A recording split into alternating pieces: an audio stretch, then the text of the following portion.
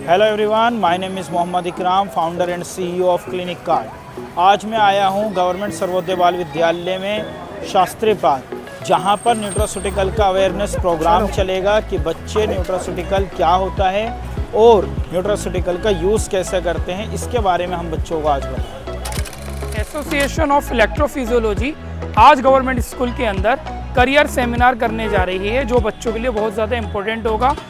उनको after 12th अपने career में क्या करना है, ये करियर काउंसलिंग सेमिनार होने जा रहा है। आइए।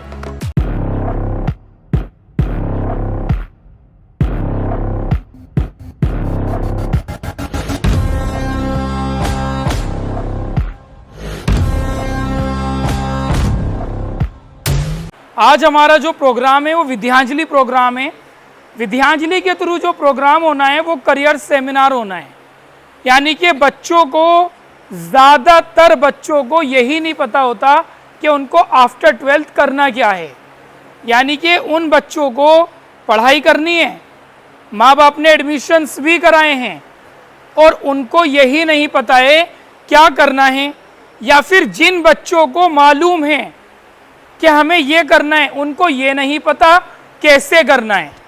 यानी कि दो बातें, वन, पता ही नहीं है क्या करना है लेकिन पढ़ना है, माँ बाप ने एडमिशन करा दिया या खुद ने भी अपनी पसंद से ले लिया, पढ़ाई करने आ रहा है, वो पढ़ाई में इंटरेस्ट भी है लेकिन करना क्या है ये नहीं पता।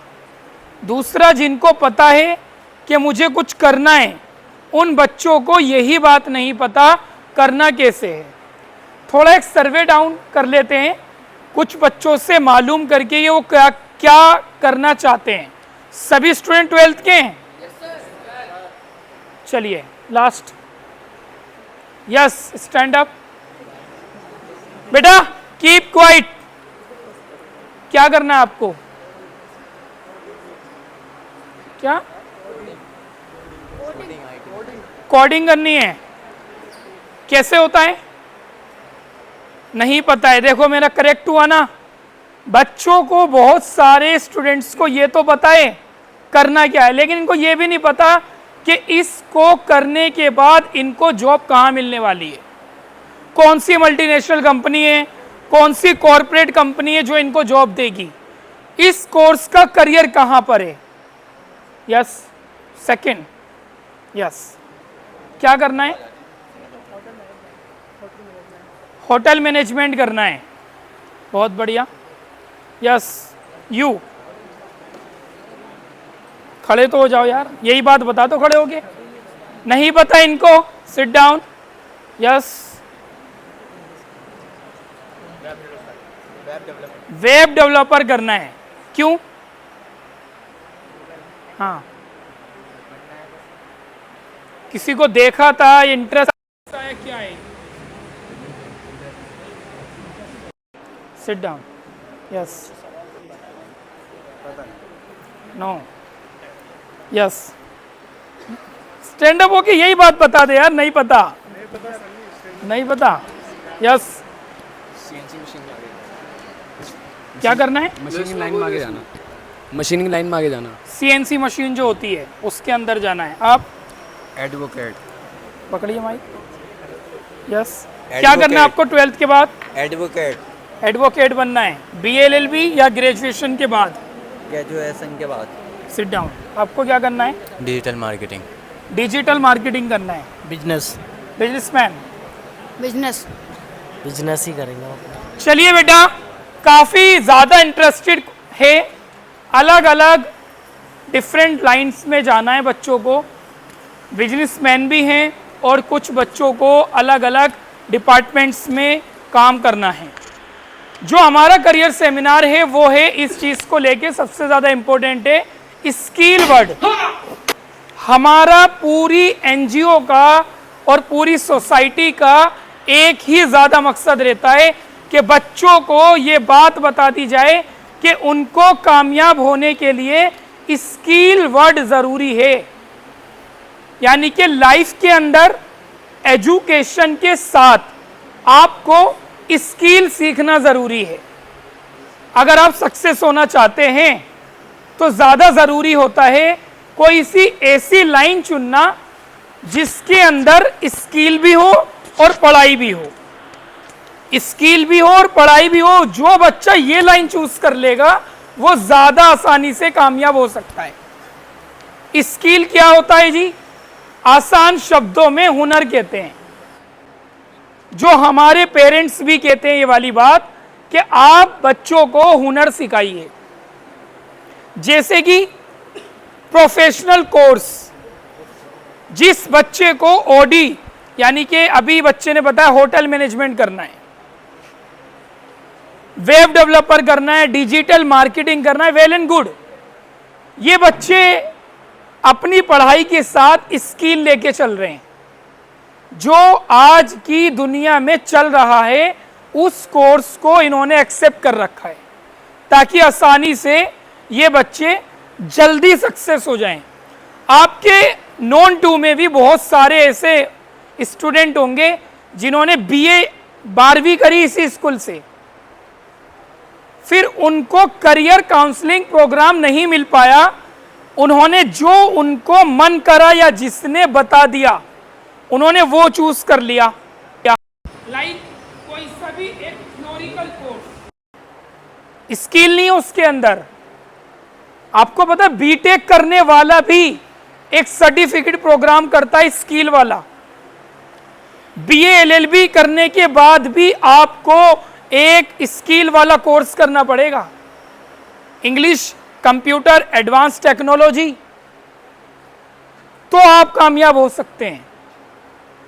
हमारे पास स्किल के लिए क्या होता है जी? प्रोफेशनल कोर्स, जो 12वीं क्लास के बाद बच्चा आसानी से एडमिशन भी ले सकता है और आसानी से अपनी पढ़ाई पूरी करने के बाद वो कामयाब भी हो सकता है।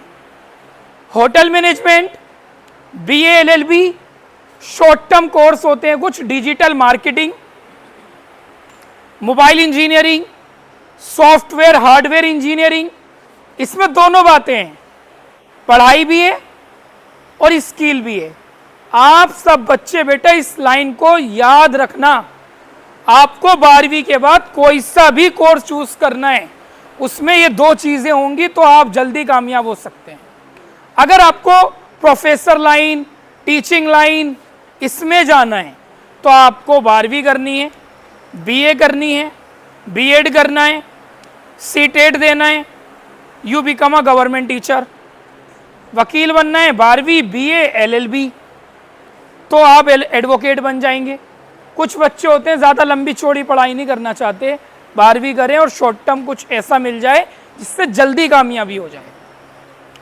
तो हमारी सोसाइटी एक पैरामेडिकल इंस्टीट्यूट रन करती है जिसके अंदर सरकारी अस्पताल में ट्रेनिंग होती है।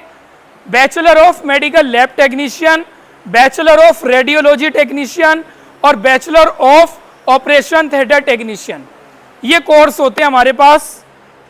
या और भी जगह होते हैं यूनिवर्सिटीज के अंदर प्रोफेशनल कोर्स हैं। ये तीनों कोर्स 8 साइट से कर सकते हैं आप, तीनों कोर्स 8 साइट से कर सकते हैं। 12वीं क्लास करने के बाद आप ये कोर्स करेंगे। कोर्स करने की 3 साल का टाइम पीरियड होता है, 6 महीने की होती है आपकी थ्योरी क्लास और 6 महीने के लिए आप चले जाते हैं अर्बन हॉस्पिटल ट्रेनिंग करने के लिए। मैंने बताया ना, थ्योरी और स्किल ये दो बातें ज़रूरी हैं। आपने पढ़ाई भी करनी है और आपने क्या करना है, स्किल भी सीखना है। तो 6 महीने तो हम थ्योरी कराते हैं पहले और 6 महीने के बाद हम बच्चे को भेज देते हैं सरकारी अस्पताल में वो काम सीखने के लिए। फिर दूसरे साल में 6 महीने पढ़ाई और फिर 6 महीने के बाद कहाँ भेज दिया जाता है, दूसरे राजीव गांधी में। फिर तीसरे साल में 6 महीने पढ़ाई और जो आपके स्कूल के सामने अस्पताल है ना जग प्रवेश, यहां भेज दिया जाता है। ऑपरेशन थिएटर 8 साइट से कर सकते हैं। मेडिकल लैब टेक्नीशियन, खून की जांच वाला कोर्स कर सकते हैं। Radiology, x-ray, CT scan, MRI, ये भी कर सकते हैं। हमारे पास इस टाइम 3 स्टूडेंट आए हैं। ये तीनों स्टूडेंट 8 साइड के थे आपकी तरह। लास्ट ईयर हमने इनके स्कूल में करियर सेमिनार किया था। आपके स्कूल के भी बहुत स्टूडेंट हैं लेकिन उनकी इंटर्नशिप चल रही है इसलिए वो यहाँ कनेक्ट नहीं हो पाए। ओमान महमूद सर जानते हैं, आप भी जानते हैं। तो वो बच्चे इंटर्नशिप पर हैं। ये तीनों स्टूडेंट आर्ट साइड के हैं।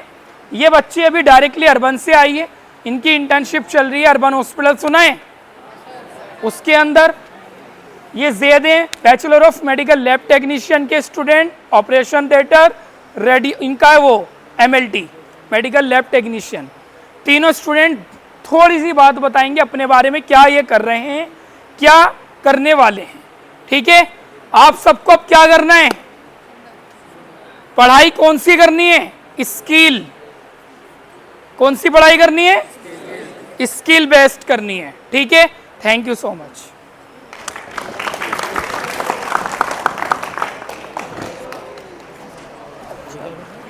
ये तो अपने बारे में बता दें। Good evening everyone, I am Shainoor and I am बेटा शांत हो जाइए।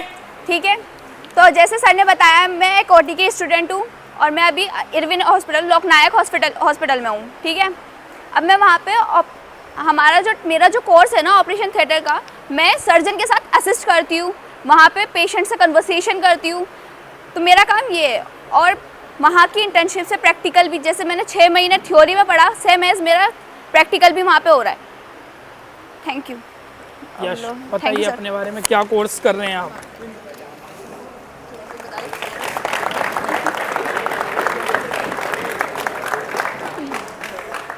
Hello friends, my name is Suhana Khan. मैं UPMI की स्टूडेंट हूँ और मेरा कोर्स है मेडिकल लैब टेक्नीशियन। अब मैं मेडिकल जो मैं कर रही हूँ तो उसमें मतलब मैं 6 महीने की अभी मेरी थ्योरी चल रही है, जिसमें अब मैं इंटर्नशिप पे भी जाने वाली हूँ। अगर मैं जैसे अभी मैं कर रही हूँ 6 महीने की थ्योरी चल रही है, उसमें हम प्रैक्टिकल भी सीख रहे हैं और थ्योरी भी कर रहे हैं। जैसे कि अगर मेरा लैब टेक्नीशियन का है ना, तो हम उसमें सीख रहे हैं कि BP भी सीख रहे हैं हम। एक होता है ना कि BP ऊपर का नीचे का, हम सब सीखते हैं उसमें, ऊपर का नीचे का BP भी सीखते हैं हम। और CPR तो आप सब लोग जानते होंगे। इसका तो नेटिव है। CPR क्या होता है? जब इंसान के अंदर सांसें थोड़ी कम होती है तब हम उनके चेस्ट को पुश करते हैं। उसको भी हम प्रैक्टिकली करके देखते हैं अपने एक दूसरे के ऊपर, जितने भी हमारी टेक्नीशियन हैं जो अभी कर रहे हैं हमारे साथ। और अब मेरी इंटर्नशिप है, मेरा ज्वाइनिंग लेटर भी मेरी अर्बन हॉस्पिटल में इंटर्नशिप होगी अब। और जैसे अगर मैं अब करने जा रही हूँ तो मुझे बहुत खुशी है कि मतलब मेरा टाइम वेस्ट नहीं हुआ 12th के बाद। मेरी 12th जो हुई है अभी इसी टाइम ही क्लियर हुई है, इसी साल। और मतलब मैंने BA में टाइम वेस्ट नहीं करके मैंने मेडिकल में ज़्यादा अपना करियर सोचा। मेरे पास आर्ट साइड थी, लेकिन मेरे थोड़ा सा था कि मुझे मेडिकल में जाना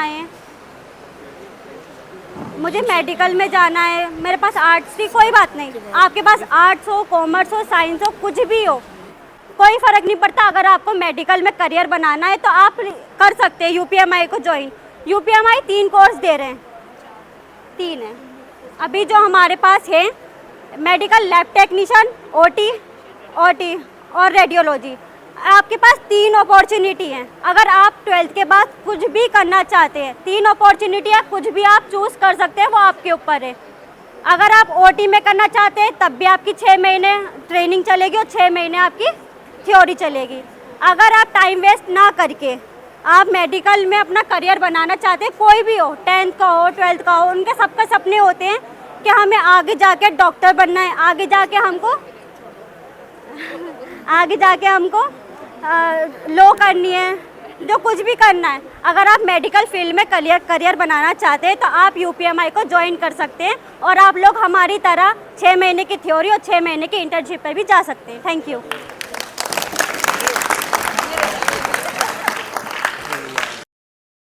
देखो ध्यान से, मैं ज़्यादा लंबी चौड़ी बात नहीं है मेरी, बहुत छोटी सी बात है।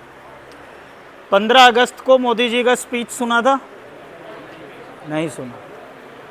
देखो गवर्नमेंट भी सिर्फ एक ही चीज़ चाहती है कि कैसे भी करके हमारा जो इकोनॉमी है वो डेवलप हो और हम 2047 तक क्या बन जाएं, एक डेवलप कंट्री, है ना।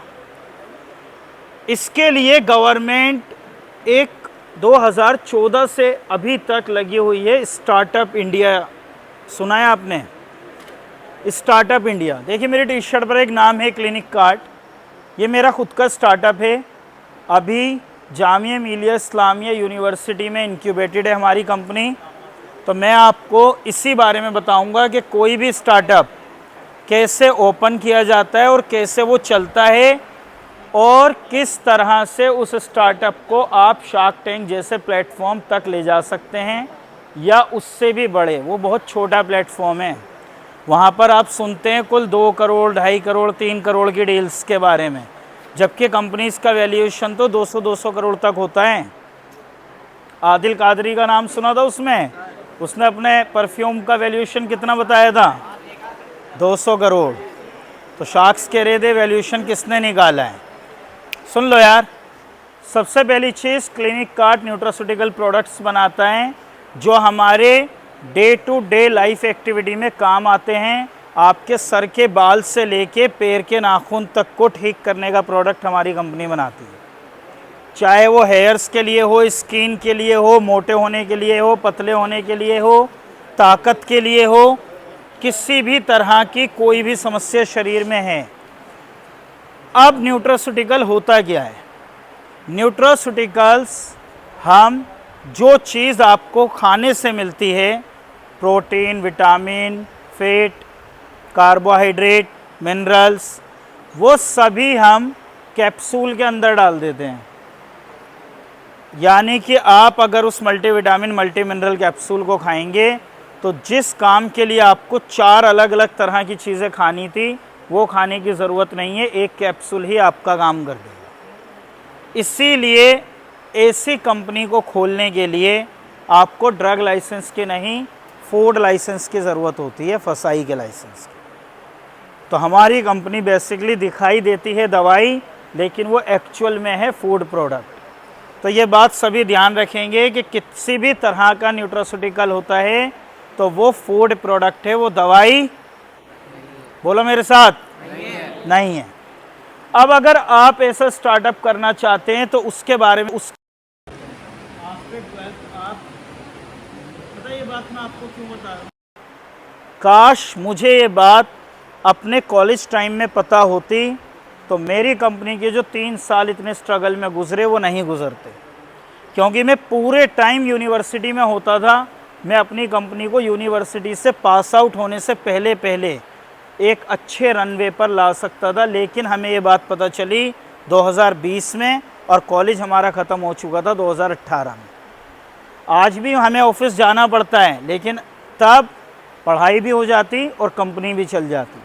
तो अगर आप में से कोई स्टार्टअप करना चाहता है और वो किसी सेंट्रल यूनिवर्सिटी में जैसे DU, AMU, जामिया हमदर्द, किसी यूनिवर्सिटी में एडमिशन ले लेता है तो वहाँ पर एक IIC नाम का डिपार्टमेंट होता है। किस नाम का?